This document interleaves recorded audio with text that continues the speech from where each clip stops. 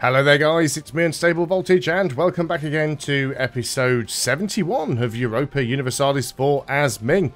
Before I start, I'd like to say a very big thank you to my Patreon supporter Vincent DePaz once again for sponsoring this video with his generous donation. It really is appreciated. So one of the highest tier patrons 2 months in a row now. That really is fantastic. Thank you very much. So, I don't know how much longer this particular series is going to go on for. I actually received my press release key from Paradox for the third Rome DLC. Now, when Paradox send out a key, basically it's a Steam key to install the DLC, but they also give me a password that basically allows me to unlock a beta branch of the game in Steam. So essentially I get to install the DLC pre-patch at the same time. So I opted out from doing that because I didn't want to disrupt the current game. So even though I'm recording this on Monday, and I could have actually been playing Third Rome for a few days at this point, I actually wanted to carry on with this campaign. So I don't know how much longer this campaign is going to go on for, because I do intend to let the patch install normally, which will probably be tomorrow. So I'm going to try and get 4 or 5 games of this recorded today. Depending what time the patch drops tomorrow, I might record a handful more. But there's not really an awful lot that we can do. There's less than 50 years left until the end of the game. We're pretty much unstoppable at this point. I don't think anybody's really going to be able to deal with us. I know a few people have said integrate Mongolia. It's probably not going to be possible because they are a march. So I'd have to break March status, which would instantly put relationships down to like -200 or whatever, which we'd have to then build back up. There's also the possibility that they might try and break free within that time. They'd probably also take quite a bit of time to actually integrate, because they've got quite a bit of development. So doing that is not necessarily possible. We also don't yet have full diplomatic ideas.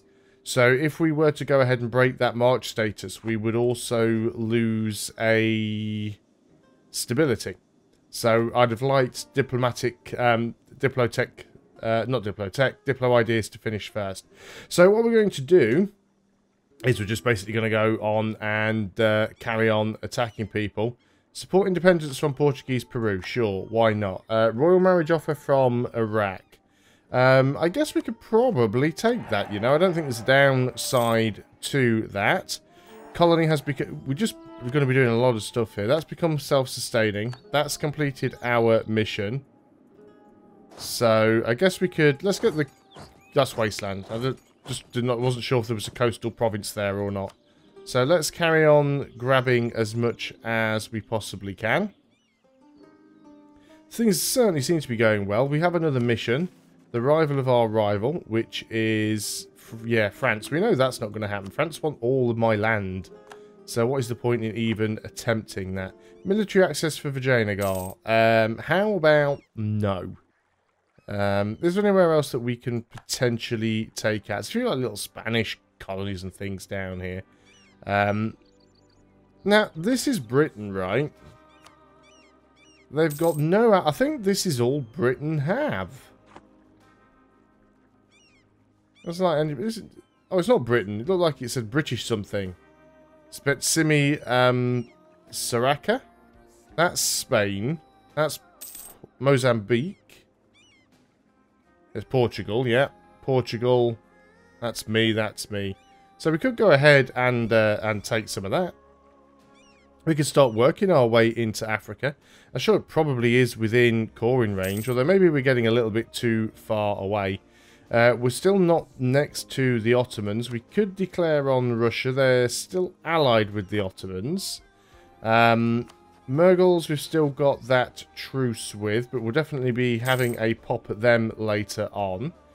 We can take a new tech, which is military tech. We're not that far ahead of time, and we do get better cannons, so sure. Let's go ahead and stay on top of that one.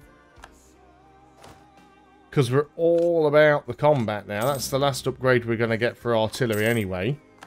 And Vijayanagar, how much of a truce is left with you? 75, actually, well, November 75, not that long. You're guaranteeing the independence of Nagur, which we will take at some point. You're getting a ton of attrish, so let's go and move you into... I'd sooner have one group up around the top here where we can possibly deal with anything that tries to sneak out the top of Murgles.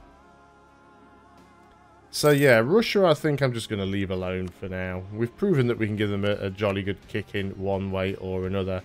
So, which one is finished? Is it this one? It is. But we can't get in there, can we? We can't... Or can we? Yeah, apparently we can. We can get in there. So, because this is cord, we can now grab that one. So then we can sort of start moving around there and block Spain off. Because they are still trying to expand out. And then this thing we can just fill in our own time. Or maybe California will do it themselves. So I'm not too concerned about that one. There isn't really anybody else down here that we can attack. Pretty much all of the natives are gone now, apart from the Creek and the Shawnee, which are buried behind Californian... get my words right. Spanish and Portuguese colonies. So we can't really get to them at the moment. Cheaper cavalry cost. Okay, not necessarily all that useful, but we'll take it all the same. We do still have quite a bit of overextension. I assume, yeah, I was going to say, I assume I started working on that before the end of the last video. So that should be done in February of 75. So the overextension should be gone before the truces are up. So what I'd like to do before this series is over, I would like to at least take out Vijayanagar and possibly do some more damage to Mughals. But Vijayanagar, I need to take India. That's definitely something on the list. That belongs to Spain. And that's the little yellow blob that's down there. Heavies, we've got 20 heavies. Could we get any more heavies? How? We've still got... We could have another 10 heavies, I suppose. We've got some really short building times down here. So that's 3, 4, 5, 6... 7, 8, 9, and 10. Just trying to get the ones in provinces where it will be less than a year. And then that way they should all be ready for the war. We've still got a lot of these forts, which we probably will leave. And I'll probably turn them on just before we go to war, just to give us a little bit of extra protection.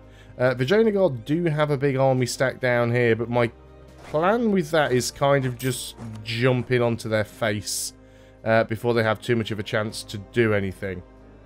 That little bit of land there also belongs to Mughals, so we'll have to try and grab that later on. Which of these truces ends first, actually? This truce ends in November of 75. This truce ends in... So yeah, September of 85. Mughals is a lot further away. Lose the stability or lose 4,000 ducats. We'll lose the money. It's not like we're doing anything else with it at the moment. So let's go ahead and do that. You are not allied with anybody. You're just guaranteeing independence. So we're not going to have too many problems with you. So it's literally going to be later on this year. We are going to be able to attack you. Do we want to get any buildings anywhere? Any trade buildings? I guess there's a few that we could get that would improve trade somewhat. Actually, is this sorting by the right order? There we go. Don't want to completely drain the war chest. And again, at this point in the game, what is the point? Cheaper tech cost or meritocracy? We'll just take the cheaper tech costs. We have a new heir. Fantastic. Right, I've got my list in front of me. I'm not too sure if this heir is even going to make it to the throne. But I'm going to look down my list at the moment. Matthias, I think, is next. So in you go. I'm just going to make sure I've just spelled his name correctly. I have. It's the second name that I struggle with because it has a character in that is not on my keyboard, but his first name is fine. So Matthias, you are in. Hopefully you will make it to the throne. That looks like an awful lot of coring has just completed. Right, so how much overextension do we now have? 15.9%. We can live with that. And I'm pretty much guessing that by the time we actually come to declare this war, those will all be done as well. So I'm not worried about that at all. So let's go ahead and turn on the forts, just so that we've got 46 forts we've got now. Now we're losing money, look at that. Do you know what? I've changed my mind. Let's go ahead and mothball the forts. And then let's just go ahead and turn on ones that are relevant to this war. Somebody that... I don't know whether it was somebody in the comments or somebody I was speaking to in a Discord. But I remember speaking to somebody before, so I really apologise because I can't remember who it was. But the general topic of conversation was, in regards to this particular mechanic, it would be very nice if you could just have it so that it turned forts on that were adjacent to the person that you were attacking. I guess it'd be a little bit difficult because you'd have to specify who you were attacking in advance, because there's no way that the game would know who you were going to attack. But I think it would certainly make things better than having to turn on all of your forts. You know, I've got like nearly 50 forts spread halfway around the world, and I don't necessarily need to have them all turned on. So we're going to get the heavies together. We've got a couple of stacks down here with generals. Let's move you further forwards as well. Why are you such a small stack? You're missing some infantry for some reason.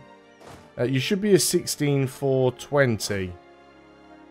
Certainly you should at least be a 16-4-14. Are we over our force limit? Not by a long shot. So you can be a 16-4-20. Let's go ahead and make you up to that number. I don't think I've split any units off anywhere. This is just a little stack of mercenaries. I'll keep them around for the time being. They still serve a purpose. We can go and grab improve relations. We don't really need it, and we're actually behind time now on tech, so we won't bother taking that just now. So there we go. We've got all the heavies. Let's group you together. We're going to move you out here. And, yes, as soon as the... Well, actually, the... should be over now. Yes, it is. It is over. So we're going to go straight ahead here and declare this war. We'll allow this stack to sort of regain its composure, but we'll go ahead and jump in.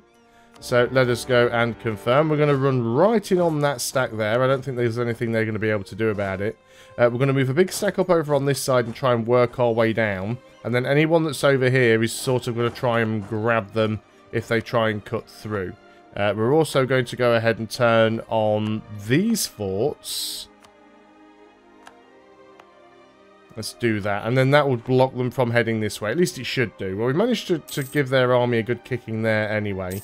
Let's instead get you doing these ones. And we'll move down here with the big army that's got the good general. No point using you to do sieges that you don't really need to get involved in. So this war should end up being fairly quick, fairly straightforward. I think I'm going to swap you two guys around, actually. Yeah, they're trying to come in through the bottom here. So let's go down there and deal with that. Conquer Astrakhan. Where is that? Astrakhan is Russia. We could do it, but you know what? I'm really not bothered about Russia right now. They're like... I mean, I could take them on and the Ottomans as well, but really, what is the point? Yeah, they've moved away. They saw that I was heading towards them. They've decided it wasn't a good idea and they've backed off, so that's good. In the meantime, we're just going to go down here. And I know that I could be micromanaging these armies much better and splitting them up so that we can do, like, you know, carpet sieges. But I really just can't be bothered. Get more meritocracy, which we don't really need. Or just take the prestige. You didn't really need that either, to be honest. So it was one of those things that didn't really matter one way or another.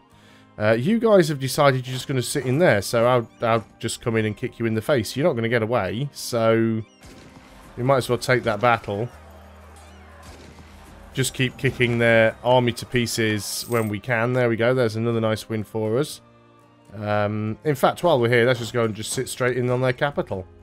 Why not? Sounds like a laugh. So let's start moving these guys around. Let me just move you over here.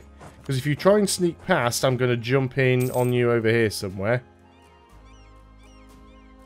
don't know where you were. Oh, there you are. We're actually catching them as well. We haven't got a leader here, unfortunately, but considering the state their morale was in, yeah, even an army without a leader was still able to completely wreck them. So that was good. Mongolia's coming down here with a 35 stack as well. So I'm... Oh, no, they've got a 40... They've got a 41 stack down here that I was not expecting to see. Well, let's go ahead and try and block them in a little bit. We can take another one of these things. Well, there's only one left that we haven't taken, so I guess we might as well take that. We're still getting places. What have we got here? Admin power or lose corruption. Haven't got any corruption, so we'll take the admin power. You go down and keep sieging. Could do with one of my armies that's actually got a decent leader. Oh, you have got a leader, so we're fine. So we just want to wait until you guys have finished finished grabbing that province, and then we'll move you in together. They are trying to put an army together. You can see that they are trying to reassemble their numbers. So let's go and group you back up. You're trying to move, and we're going to go... Oh, Mongolia are throwing down as well, so... there we go, another stack wipe. Excellent. We've got their capital. We are blocked by another fort, though, unfortunately, which is that one, which is a shame, because I'd like to have just gone in and crushed that stack, but that's not going to happen. Your fort blocked also, which is unfortunate, so we need this fort to fall before we can do much more. Another colony has become self-sustaining, which is this... That was quick, wow. So let's get you over and start working on this one, maybe? So just trying to fill in some of this gap up here in Siberia. But yeah, we've got a lot of land, so let's carry on. Yeah, they really haven't got an army that can contest me at the moment, so I don't think anybody has. Our army size at the moment is 685,000 men. Who's got the second biggest army? Military armies by total. Yeah, it's definitely us. We have more than twice the army that the Ottomans do. In fact, our army is larger than Ottomans, Spain, Portugal, France, and I think Russia put together. Even the Commonwealth. I mean, what is that? That's, let's say that's 290,000, 400, 520,000, 600, and 66,000. So certainly Ottoman, Spain and Portugal, we've got a bigger army than all three of those combined. And it wouldn't take much more to be able to chuck France in on top of that as well. So yeah, there's even a coalition wouldn't really be able to contest us at this point. So apparently you can get in down there. Oh yeah, because we finally got that fort and I wasn't paying my attention. Getting a little bit of inflation there. Let's keep moving you guys down then. Lots of places coming under our occupation. We've already got 49%. I don't know how much we will be able to take in a single war. I don't know how much war score it's going to be. Well, I can find out actually. If we click on here, no, if we left click on a province and we mouse over this, total war score for Vijayanagari provinces is 225%. So it would actually take 3 wars to take everything they have. They're now trying to unsiege Vijayanagar, which is fine. I'm just going to go and jump straight in there. I'm going to abandon the siege that I'm on.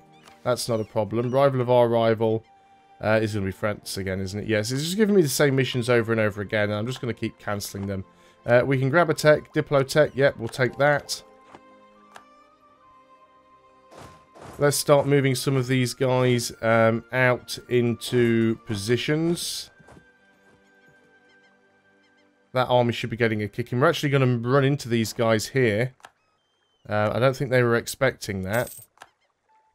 So that's worked out quite well for us. So yeah, once we get them sort of down here, they're going to be totally blocked in. And they won't be able to sort of sneak around behind us. So that shouldn't take too long. Let's go ahead and just keep kicking off these little stacks. There's another self-sustaining colony. Wow, okay. Lose meritocracy or lose mandate. We'll lose the meritocracy because we don't need it. Just pausing up here. So you are now done. So let's get you over there. Oh, you're landlocked, of course, because this isn't a core yet. That is a very good point. So you might as well just start working on these infill ones then. Let's go ahead and look down here again, so we can see what is going on. We've got another one there. Let's move you down. Mongolia, we're going to deal with that one. Looks like they were about to move a 5 stack into a 40 stack there, and then suddenly went, nah, maybe we shouldn't do that. But yeah, these sieges are definitely getting done. We can't get to you because that fort is blocking us. If we move over here, this fort is blocking us. So you're safe for the time being, at least until one of those 2 forts falls. Let's get you over there then to go and grab that one. You are now done. You can start moving south. Yeah, so there's still got a 26k stack down here that might go in and try and grab Vijayanagar back at some point. Let's go ahead and boost the officer corps. But it certainly looks like we've got a little bit of work left to do to get this war finished, so I'm going to go ahead and end this video here. Once again, I'd like to say a very big thank you to my Patreon supporter, Vincent DePaz, for sponsoring this video with his generous donation. I really, really do appreciate that. I'll see you guys on the next video, and until then, goodbye for now.